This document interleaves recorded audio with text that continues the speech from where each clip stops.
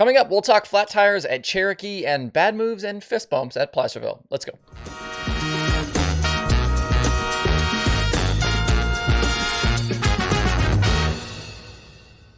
It's Monday, November 21st. I'm Justin Fiedler. This is Dirt Tracker Daily. We'll start this week off with the Blue Gray 100 at Cherokee Speedway. Chris Madden started on the pole and led the first 81 laps. He had a challenge here and there from Zach Mitchell. And then under a caution with 19 laps to go, Madden ducked into the infield for fresh rubber and was able to drive back through the field in the closing laps and win the race, topping Dalton Wilson and Ben Watkins. Mitchell ended up 15th after tire and engine issues ended his night. Kyle Strickler was actually the one leading late when Madden got by, but he suffered a flat right rear on the final lap and limped back to finish 10th. The $12,000 win was Madden's 8th career Blue Gray 100 victory. And even with the pit stop, this one never really felt like it was in doubt for him. He was by far the best car there at the track last night. But here's really why I opened the show with this race. I don't understand why we are cool with races playing out like this one did last night. The 100-lap feature took over an hour and a half because of all of the cautions, and the final part of the race was plagued with yellow flag periods because of flat tires. Everybody in the stands knew what was going to happen with this one. All of us at home and on social media knew it was going to happen. And hell, even the announcer was talking about flat tires. I've mentioned before the idea of maybe shortening some of these races, and I caught some flack for that, so we'll leave that out of this discussion completely. So here's my next suggestion. Why don't they have a scheduled break where teams can change tires and make adjustments in some of these races? If we are hell-bent on running 100 lappers on tracks that are notorious for eating tires, I feel like we could avoid a lot of those late cautions with a break. There's lots of races on the schedule that have a halfway break. Why can't some of these have those as well? Most of the field is going to end up needing at least a right rear anyway, so let's be proactive, get everyone on some new rubber, and avoid 8 or 10 late race cautions because of flat tires. It was a cold night last night here in the Charlotte area, and I feel like it doesn't do anyone any good to have fans sitting in the stands in 30-degree temps to watch a 90-minute feature. Just food for thought for you today anyway, and I'm sure I'll get blasted for this too, but whatever, it's a suggestion. I'm trying to make things better. In other weekend late model racing, Peyton Freeman picked up the $22,000 down at Deep South Speedway for Hunt the Front's Southern Showcase. The weekend finale was moved to Sunday because of Saturday rain, and Freeman was able to capitalize on issues for frontrunners Joseph Joyner and Brandon Overton.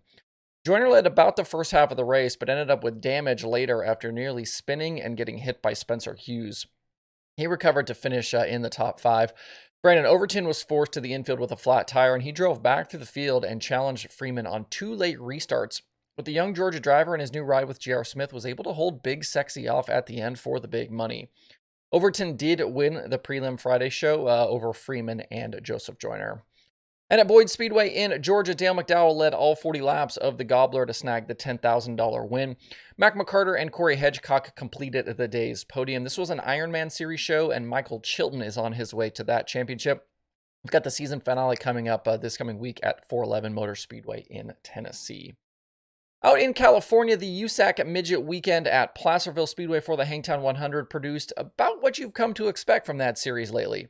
We had more Buddy Kofoid wins and more chatter about crashes and drivers not having any respect for each other.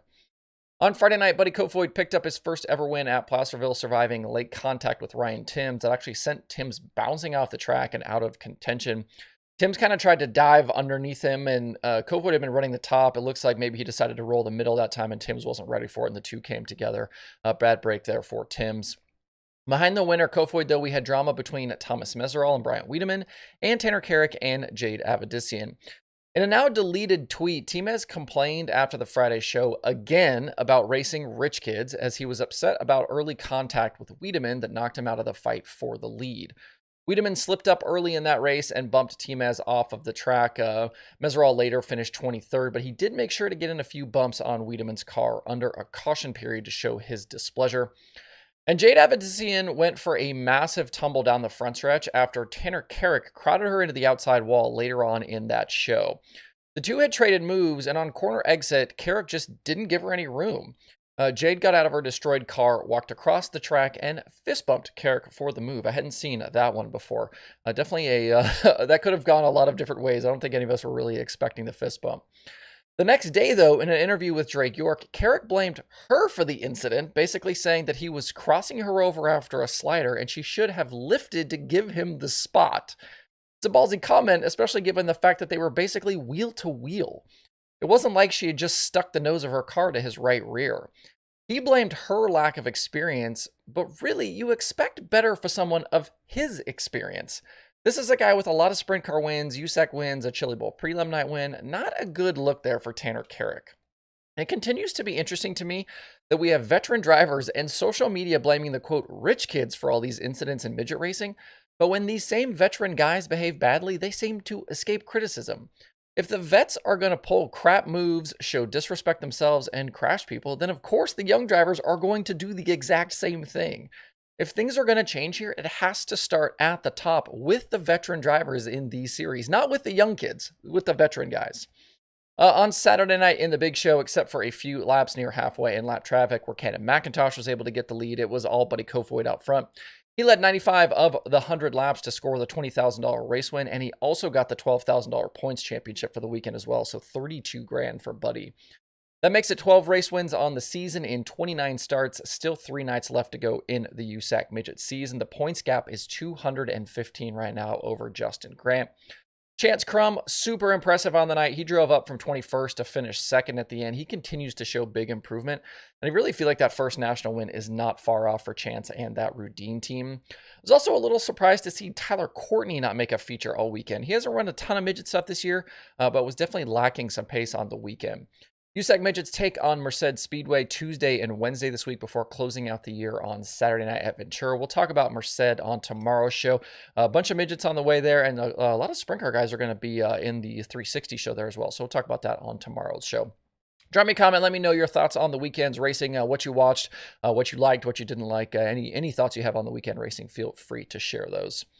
The only items on the streaming schedule today are Flow Racing 24/7 and Dirt Vision Now. Remember, Dirt Vision Now is basically the Dirt Vision version of Flow Racing 24/7, showing old World of Outlaws and dirt car shows 24/7 over there on Dirt Vision. To see the full daily streaming schedule with links to watch, visit dirttracker.com/watch tonight. That's it for the show today. Have a good Monday. Please hit that like button and subscribe to the show if you don't do so already. Thanks everybody for tuning in. We'll see you tomorrow for more Dirt Tracker Daily.